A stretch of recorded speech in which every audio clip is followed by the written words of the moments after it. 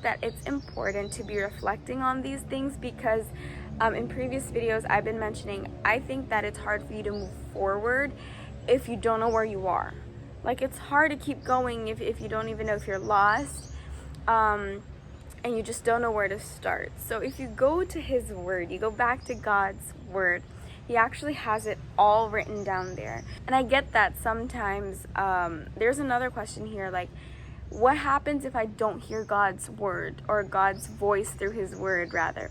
What happens if I do devotional, I go to church, I serve in the ministry, but I don't hear him talking to me specifically? I just hear it from other people. I hear what he's telling them, but what about me?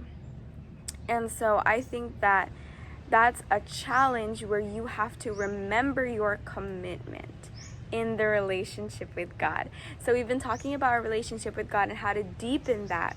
And remember, just like with any human relationship, they might not say I love you always, so you might not feel it always, but if you know you love that person, if you know that you committed to this relationship, then you have to keep going even if you don't always feel it. And that's the same thing with God. The amazing thing is he isn't absent, even if you don't feel his presence.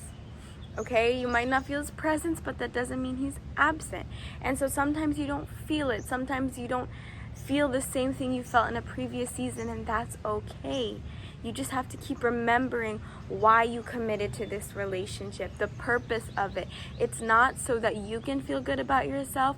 It's not just so that you can feel free, but there's a whole bigger purpose to why you're here, to why you're watching this, to why you can do so much more than you realize. It's for a bigger purpose. And so if we just remember that, if we just remember that God is bigger than what we're going through, that he has so much in store for you, that he loves you, and you just keep reminding yourself of who you are and of who he is, then for me personally, it's so much easier to just lift up the cares and the burdens to him. Like, okay, God, you're reminding me that I'm human, that even though you've blessed me with all these talents and all these skills and all these opportunities to share about you, it's not about me. It's about you, it's for you, it's from you, and so I want to do it with you.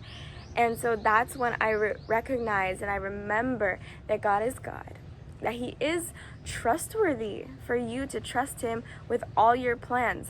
It's so timely that I'm actually doing this video because I started another Bible plan on the YouVersion app just yesterday, and it's called Trust, Hustle, and Rest.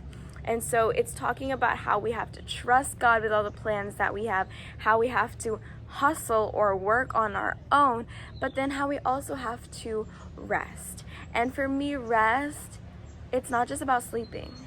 Rest comes from his presence, and it's something you work from and not towards, if that makes sense. Like, you don't work 24/7 so that you can rest. You can work 24/7. Actually, no, don't work 24/7. You can work the hours that you should work because you have rest, and rest is found in Jesus. So I'm not done with the plan yet, but that's all I can give you for now.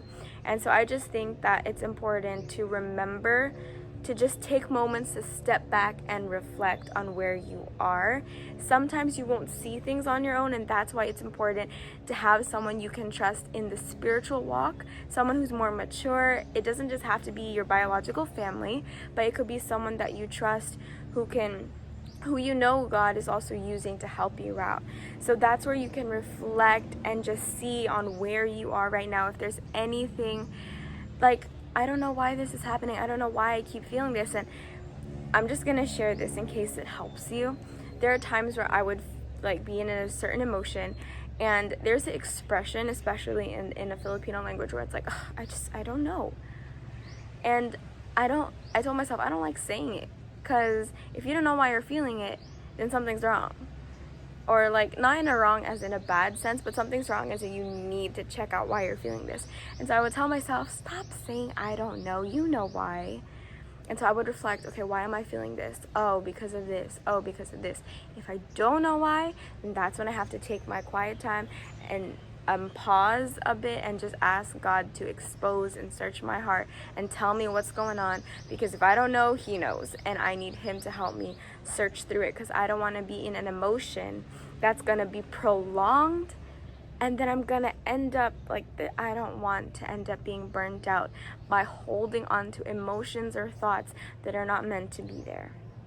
So if you want to go into detail on that, we have a podcast on one episode becoming mentally rooted. I had my mom with me and we talked about this and how to take care of our mindset and our perspective on that. And then we went on to how to become emotionally grounded with my dad. I was featuring my dad and we talked about how to take care of the heart and all of that. So you can check that out. There are also videos here on YouTube. Hey!